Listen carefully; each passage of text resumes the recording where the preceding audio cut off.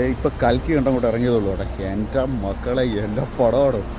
അതായത് 6000 വർഷം കുരുക്ഷേത്ര യുദ്ധം കഴിഞ്ഞ് 6000 വർഷത്തിന് ശേഷം നടക്കുന്ന ഒരു കഥ. അതായത് റീബോൺ ഓഫ് എന്താ പറയുക, ദൈവങ്ങളെല്ലാം തിരിച്ചു വരുന്ന പോലത്തെ ഒരു സെറ്റപ്പ് വരും. അതാണ് കൺസെപ്റ്റ്. അശ്വതാത്മ, അങ്ങനെ അർജുനൻ, കർണൻ, എൻ്റെ മക്കളെ എന്നെ പടമാണ്. അതായത് അതിൻ്റെതായ രസച്ചരടുകൾ പൊട്ടിക്കുന്ന സംഭവങ്ങളുണ്ട്. പ്രഭാസ് ത്രൂ ഔട്ട് പടത്തിൻ്റെ അകത്തില്ല.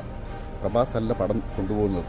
ഈ സപ്പോർട്ടിങ് ക്യാരക്ടേഴ്സ് ദീപിക പദുകോൺ, ദുൽഖർ സൽമാൻ, വിജയ് ദേവർകൊണ്ട, ശോഭന, രാജമൗലി, എനിക്കറിയാൻ പറ്റില്ല. അന്നാവനൊക്കെ പൊളിയായിരുന്നു. സൂപ്പർ. ഇച്ചിരി നേരം ഉണ്ടല്ലോ, അടിപൊളി പടമായിരുന്നു.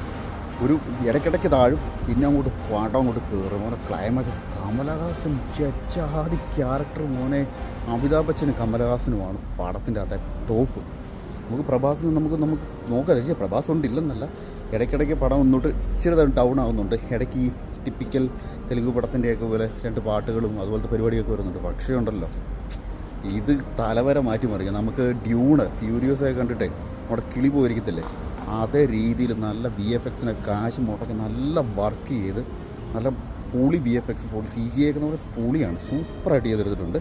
പിന്നെ ഈ ചെറിയ ഫൈറ്റ് സീനുകളൊക്കെ വരുമ്പോൾ ചെറിയൊരു പ്രശ്നം നമുക്ക് തോന്നി ഇടയ്ക്കിടയ്ക്ക്. പക്ഷേ ഉണ്ടല്ലോ, പക്ഷേ ടോട്ടൽ പടം എടുത്താൽ 3 മണിക്കൂർ ഒരു രക്ഷയില്ല പടം.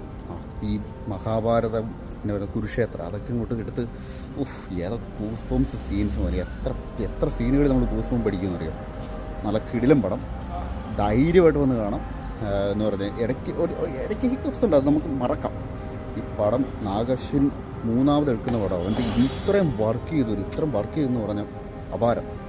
ഇത് ഇന്ത്യൻ സിനിമയുടെ ചരിത്രത്തെ മാറ്റി കുറിക്കാൻ പോകും പടം.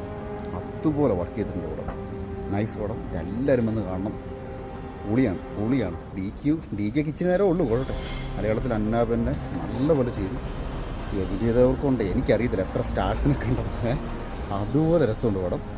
Okay, nice. അടുത്ത ഭാഗത്ത് ചിലപ്പം പറഞ്ഞാൽ ഇനി ഈ പ്രഭാസ്, അമിതാഭ് ബച്ചൻ, കമലഹാസൻ ഇവരുടെ ഒരു പൂന്ത് വിളയാടലായിരിക്കും. അതുപോലത്തെ ക്ലൈമാക്സിലാണ് നിർത്തിയത്. അതുപോലത്തെ ക്ലൈമാക്സ്, ഒരു 1.5 ക്ലൈമാക്സ്. അപ്പോൾ കാൽക്കി എന്നാണ് ഏത് ഏടിയാണെങ്കിലും ബോഡിയാണെങ്കിലും അടിപൊളി സിനിമ. എടുക്കുമ്പോൾ നന്നായിട്ട് അടിപൊളിയായിട്ട് എൻജോയ് ചെയ്തു കേട്ടോ. ധൈര്യമായിട്ട് കണ്ടു.